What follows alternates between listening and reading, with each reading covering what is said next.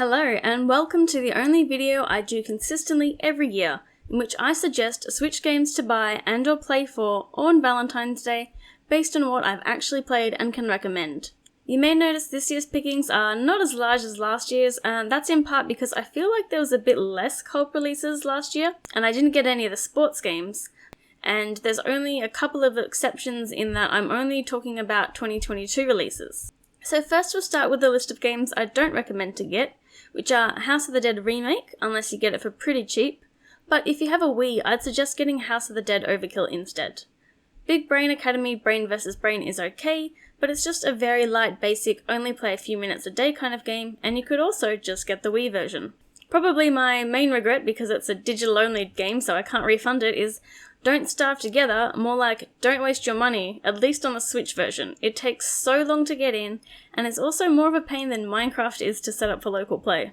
Now, onto what you should actually play, we have some of the usual genres, starting with Teenage Mutant Ninja Turtles Shredder's Revenge, which is a fantastic beat 'em up, always a fun genre to play together.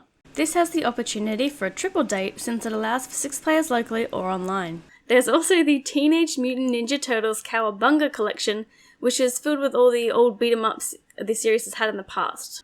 Another great beat-em-up from last year is River City Girls 2, the sequel to River City Girls.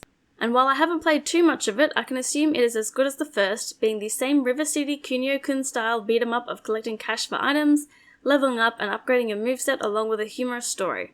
This also lets 4 players play together locally and online for 2. River City Girls Zero is the first canonical appearance of Misako and Kyoko, being a 1994 Super Famicom exclusive until releasing on Valentine's Day last year with its first official English localization. Obviously this is more old school than the other River City Girls, but it is nonetheless an option. Kirby's Dream Buffet is in the competitive section, but nonetheless is a cute eShop exclusive spin-off title that's part racing game with a couple of smack each other off the board minigames added to it. The food theme will be sure to give you some great ideas for what to take on your Valentine's picnic. It allows for 2 players locally, and up to 4 online, though unlike say Mario Kart, you can't have 2 local players play together online. Meanwhile, Kirby and the Forgotten Land is one of my games of the year from 2022, and is a fantastic game to play in co-op with player 2 being Bandana D.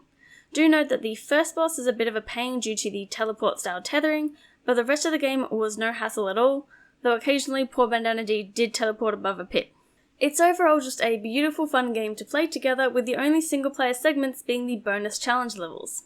And if you're completely skint, there's a quote free to start Kirby game that came out a few years ago, being Super Kirby Clash, whereupon in local play you can do both the story and multiplayer missions together.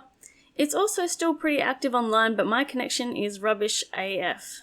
Fire Emblem Warriors 3 Hopes is yet another Warriors game that is taking a different approach and has a much more RPG story focused, being an alternate what-if reality to Fire Emblem 3 Houses. You do have to get past some tutorials first before you can play 2-player, and I only recommend this for co-op if one of you doesn't mind sitting back between missions while Shazza runs around Garrick Mark, engaging with the extra content. But all of the combat components allow for split screen. Now, I don't have it on Switch, so the footage you're seeing is PlayStation 5, but if you're looking for another lengthy co-op experience, I'd suggest LEGO Star Wars The Skywalker Saga, which has heaps and heaps of things to do. Taiko no Tatsujin Rhythm Festival is the latest game, and includes a Just Dance Pass-esque system where you can subscribe to get access to a greater catalogue of songs instead of having to buy all the DLC. And unlike Just Dance, you can download the songs so you don't have to be online and streaming them. Aside from the regular Taiko mode, there's also dedicated cooperative and competitive ones. My pick for an older release to play together is Donkey Kong Country Tropical Freeze, a great 2D platformer that plays pretty well in co-op with a countdown to teleport tether if you get too far behind the foremost player, and while you can jump on each other's backs, it is nowhere near as inconvenient as it is in Yoshi's Crafted World.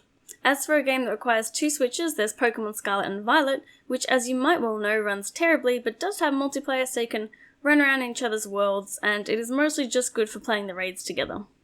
For games I don't have myself that might be good to play, Nintendo Switch Sports, with some games allowing you to play in a team, but I found it a bit lacking in content so I returned mine. I also didn't get It Takes Two, because that's not our kind of game, and it's also about a couple divorcing, so maybe not the best for Valentine's specifically. Speaking of divorce, there's some more N64 games been added to the NSO expansion pack, such as Mario Party 1 and 2, and more recently, GoldenEye. Remember to pick Odd Job. Surprisingly, I didn't play any Otome or other dating sims last year, so I have no recommendations for singletons this time around. Well, I guess you could always play a bit of Bayonetta 3 for titillation. If there were any co-op Switch games from last year I missed, let me know, and be sure to check out all of my other Valentine's videos if you haven't seen them to find even more options. Happy Valentine's! Bye!